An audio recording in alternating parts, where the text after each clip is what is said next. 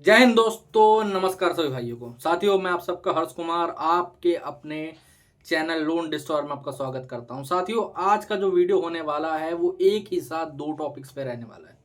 Thumbnail पे आप लोगों ने देख ही लिया होगा कि अगर एक साल तक आप लोग लोन नहीं भरते हो या फिर एक साल तक आपकी ईएमआई या फिर क्रेडिट कार्ड का बिल डिफॉल्ट रहता है तो बैंक आखिर क्या कर सकता है। ठीक है, इसमें मैं थोड़ा एंड में आपको सिक्योर लोन के बारे में बताऊंगा, बट मेन वीडियो जो रहेगा वो अनसिक्योर लोन के ऊपर रहने वाला है। ठीक है, तो वीडियो को पूरा देखिएगा, वीडियो को पूरा समझिएगा, सारी जो टेक्निक्स बताऊंगा वो फॉलो करिएगा। ठीक है, और शुरू होने से पहले आप लोग चैनल को सब्सक्राइब जरूर कर ले, मैं आप लोगों पे कहना चाहूंगा। ठीक है, तो अगर हम लोग एक साल तक किसी भी बैंक का लोन नहीं भर पाते हैं या फिर कोई भी क्रेडिट कार्ड की पेमेंट नहीं कर पाते हैं तो बैंक क्या कदम उठाएगा। ये बहुत ही कॉमन सवाल है। अब ये सवाल होता क्यों है? आप लोगों के लिए, दोनों व्यक्तियों के लिए अच्छा है। जिनका साल भर से डिफॉल्ट चल रहा था, जिनको एक साल हो चुका है, उनके लिए भी बढ़िया है, और जिनका पहला महीना भी चल रहा है उनके लिए भी बढ़िया है। बता देना चाहता हूँ, क्योंकि लोगों के साथ एक दिक्कत होती है। जब भी कोई भी व्यक्ति एक फाइनेंशियल प्रॉब्लम के अंदर आता है, फाइनेंशियल डिफिकल्टी के अंदर आता है, आर्थिक संकट के अंदर पहुंचता है कोई व्यक्ति, तो उसके पास इतनी जल्दी कोई पैसा नहीं आता। मिनिमम सबको साल, 1.5 साल, 2 साल लग जाते हैं दोबारा ट्रैक पे आने के लिए या फिर कुछ पैसा जोड़ने के लिए। अगर आपकी सैलरी लाख रुपए भी है और आपके ऊपर 10 लाख, 15 लाख, 20 लाख रुपए का लोन है, तो इसका मतलब ये नहीं है कि आप अगले महीने सेटलमेंट कर सकते हो। आपको कम से कम 6 महीना, साल भर या 1.5 साल लग जाएगा मिनिमम। ठीक है, और ये 90% लोगों के साथ ऐसा है, अगर आप कहीं और से उधार ना लो। मतलब लोग गलती क्या करते हैं ना, कई लोग बोलता है कि मैं 3 महीने में सेटलमेंट कर लूंगा या फिर मैं सीधे सीधे 4 महीने के अंदर ही सेटल कर लूंगा जैसे ही ऑफर मेरे पास आएगा। तो वो लोग सबसे बड़ी गलती करते हैं, क्योंकि उनके पास खुद के पैसे एक्चुअली में होते ही नहीं है। अगर होते तो वो कभी डिफॉल्ट नहीं करते। मैं लिखित में एक चीज दे सकता हूँ आपको। ठीक है, क्योंकि एक जो नॉर्मल व्यक्ति होता है ना, जो कि मिडिल क्लास आदमी होता है, वो तब तक डिफॉल्ट नहीं करता जब तक उसकी जेब में एक आना भी रह रहा हो। अगर एक आना रह रहा है और एक आने की ईएमआई जानी है ना, तो वो ईएमआई भर देगा। खुद खाना बेशक कम खा रहा हो, ईएमआई भर देगा। जब उसके पास कुछ भी नहीं रहता, मतलब ऐसा है कि घर का खर्चा चलाना, किराया जाने तक के पैसे हैं, तब जाके वो कहीं जाके लोन डिफॉल्ट करता है, फिर उसकी ईएमआई पे नहीं करता है, जब उसके पास एक्चुअली में पैसा होते ही नहीं है। तो ऐसा व्यक्ति जो इतनी ज्यादा डिफिकल्टी में है, अगर वो सोच रहा हो कि मैं 3 महीने बाद सेटलमेंट करूंगा, इधर उधर से पैसे उधार ले लूंगा, तो वो एक्चुअली में एक बहुत बड़ी गलती कर रहा है। मैं बताता हूँ क्यों। क्योंकि देखो, आप लोगों के लिए जो नए बंदे हैं जिनका अभी भी डिफॉल्ट हुआ है या फिर जो पुराने हैं, पुराने वालों को तो पता होगा इस बारे में, लेकिन नए बंदों के बारे में बताता हूँ। ठीक है, पुराने वाले सोच रहे होंगे कि अब सेटलमेंट कब तक होगी, मेरे पास अभी फंड नहीं जुड़ा है, हो सकता है मेरे को 6 महीने अभी और लगेंगे। जिनका साल भर से ऊपर का डिफॉल्ट होगा ना, वो माइंड में भी सोच रहे होंगे कि मेरे को 6 महीने अभी और लगेंगे, तो 6 महीने रुकना चाहिए कि नहीं रुकना चाहिए। तो जब तक आपके पास पैसे नहीं आते, चाहे पैसे आपको 6 महीने बाद मिले, चाहे आपको पैसे 1 साल बाद मिले, चाहे 2 साल बाद मिले, तब तक आपको ईएमआई कभी भी पे नहीं करनी चाहिए या सेटलमेंट के बारे में बात नहीं करनी चाहिए।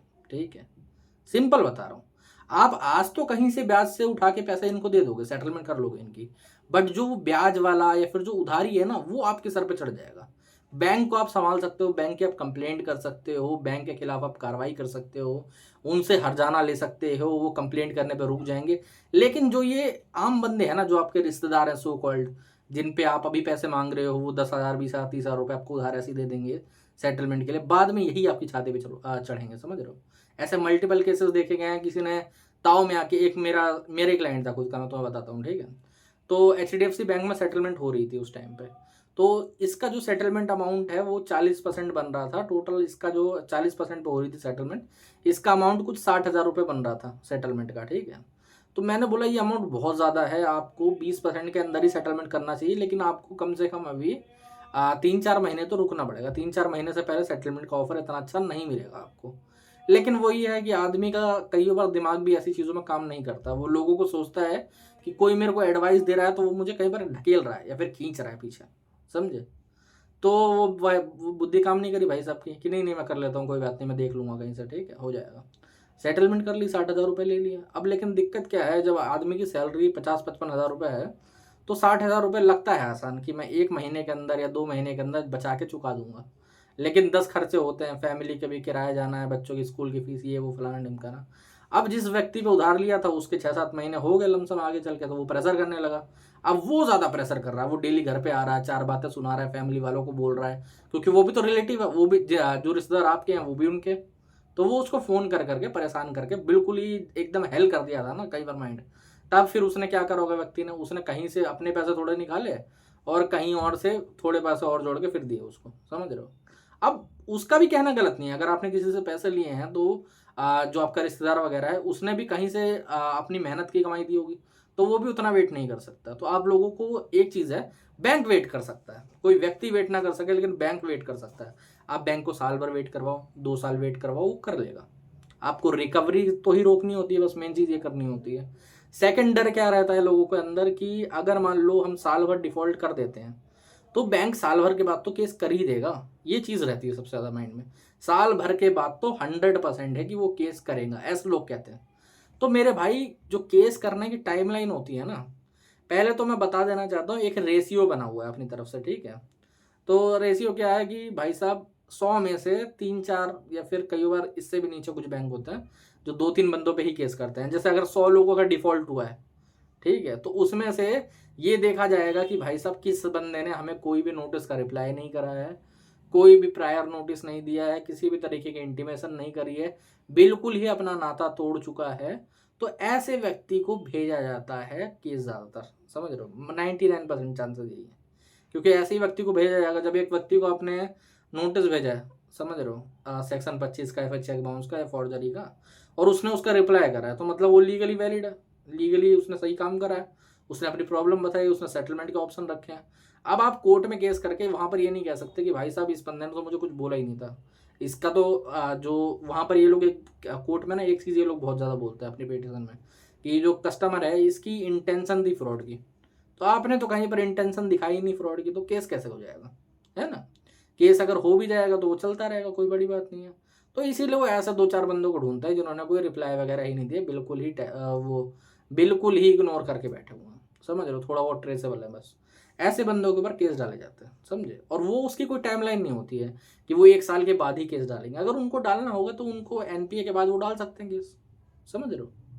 हर एक बैंक का अलग अलग वो होता है, लॉट बनते हैं। जैसा होता है क्या, जैसा 3-3 बंदे हैं तो उन्होंने डिसाइड करा कि कलकत्ता में 10 बंदों के ऊपर केस करना है, समझे।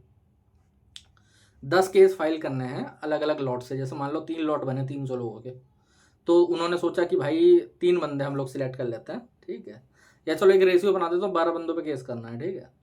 तो 4 लॉट हैं 400 लोगों के, उसमें से हमने 3-3 बंदे निकाल लिए, तो 12 बंदे हो जाएंगे टोटल। अब वो 12 जब पूरे होंगे तभी जाके तो केस होगा किसी के ऊपर। इतनी जल्दी हर एक बैंक का भी इतने सारे डिफॉल्ट नहीं होते हैं, उनका कई बार 6 महीने लग जाते हैं, साल लग जाता है, 1.5 साल लग जाता है, कोई गारंटी नहीं है, समझ रहे हो। और तुम लोग ये सोच के बैठे हो कि भाई साहब केस जो है वो हर एक लोन के ऊपर होगा ही होगा, मेरे हर एक कार्ड के ऊपर होगा ही होगा। तो आप एक्चुअली में और कुछ नहीं कर रहे हो, अपने लिए फोमो क्रिएट कर रहे हो, आप डर में बैठे हुए हो। मुझे ऐसे ऐसे लोग मिलते हैं जो कि कॉल बुक करते हैं और फिर बाद में बात करते हैं कि सर अभी दूसरा महीना हुआ है, ये लोग जो केस करेंगे ये एनपीए के बाद ही तो कर सकते हैं मेरे ऊपर। अरे हाँ मेरे भाई, रूल बुक में लिखा है कि एनपीए के बाद ये लोग केस कर सकते हैं, लेकिन जो बैंक के जो एडवोकेट हैं, फिर बैंक खुद बैठा तोड़ना है कि हाँ भाई सुरेश जी जो हैं हमारे क्या कहते हैं, कोई भी एक स्टेट पकड़ ले, उड़ीसा वाले सुरेश जी जो हैं हमारे, ऐसी नाम बनाया हुआ है, ठीक है, फेक है। तो जो सुरेश जी हमारे हैं वो भाई साहब जैसे ही उनका एनपीए, जैसे ही उनका 94 डेज कंप्लीट होगा वैसे ही इनके ऊपर कहीं कलकत्ता में या मुंबई में सीधे केस फेंक देंगे। सोचेंगे समझेंगे कुछ नहीं, कोई वो नहीं रहेगा, कोई टाइम, सीधे फेंक देंगे, सीधे केस हो जाएगा उन पर। ऐसा नहीं होता यार, लॉट बनता है, केस फाइलिंग में भी उनको कुछ मिलने वाला नहीं है। पहले केस फाइल होते थे, पहले का रेशियो था 6 या 7 लोगों पे करते थे, अब 3-4 पे आ गए। अब बहुत कम हो गया केस, अब केस बहुत ही कम देखने को मिलता है, समझ रहे हो।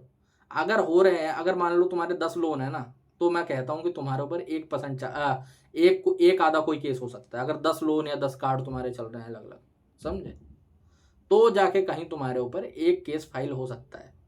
और उसमें भी क्या होता है, उसमें भी वो देखो बेलेबल ऑफेंस है ये, सेक्शन 25 अपना, ये जो हमारा फॉर्जरी का केस भी करते हैं ना कई बार कलकत्ता वगैरह साइड में, 316 318 वाला, वो भी बेलेबल है, सेम डे बेलेबल ऑफेंस है, कोई बड़ी बात नहीं है। वो खाली लिखने में लगता है कि नॉन बेलेबल है, ऐसा नहीं है। लोन के केस के अंदर सब बेलेबल है, सारी चीज़ें।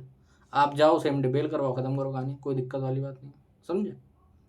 शुरुआत की 1-2 डेट आपके लॉयर ही चला जाएगा, कोई प्रॉब्लमेटिक चीज़ नहीं है। अगर आप सही सारे नोटिस के रिप्लाई दे रहे हो, कोई केस एक आधा अगर हो भी जाता है उसकी डेट पे आप अपने लॉयर को भेज भी देते हो, अपने एडवोकेट को, तो कोई कुछ नहीं करने वाला, कोई बैंक आपका कुछ भी नहीं उखाड़ सकता, ये जेन्युइन वर्ड है।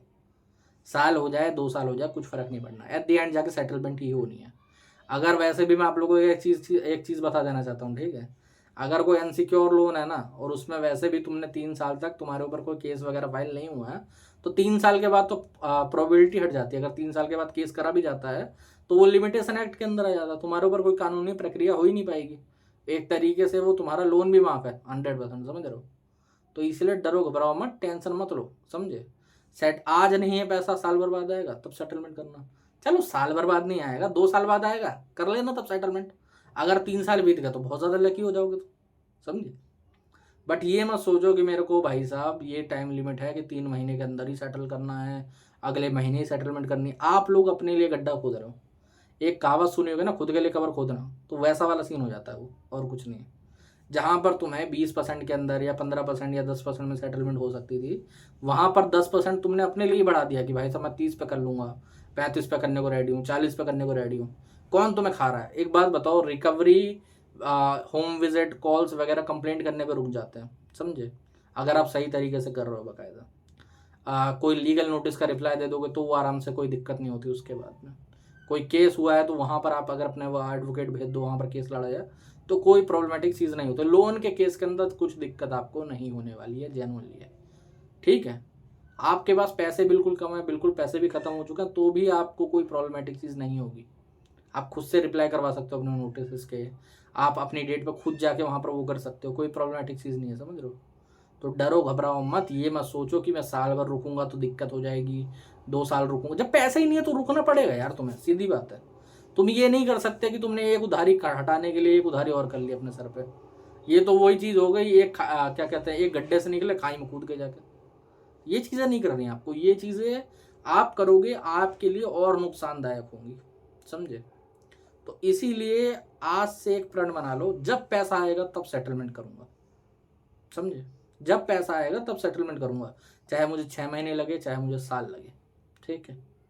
डरो घबराओ मत, कंपनियां डराती हैं, बहलाती हैं, आपको धोखे में रखती हैं, समझे। रिकवरी वाले जिनकी कोई औकात नहीं है, कोई इनके घर में इनके घर वाले इनकी इज्जत नहीं करते, वो लोग आपको डराने की ट्राई करते हैं। कभी पुलिस, कभी एडवोकेट बन के फ़ोन करते हैं फेक लोग। तो डरो मत, जितना डरोगे ये लोग और डराएंगे, ठीक है। और दिवाली का टाइम चल रहा है, खुश रहो, फैमिली के साथ सिक्योर रहो, कोई प्रॉब्लम मत दो, ठीक है।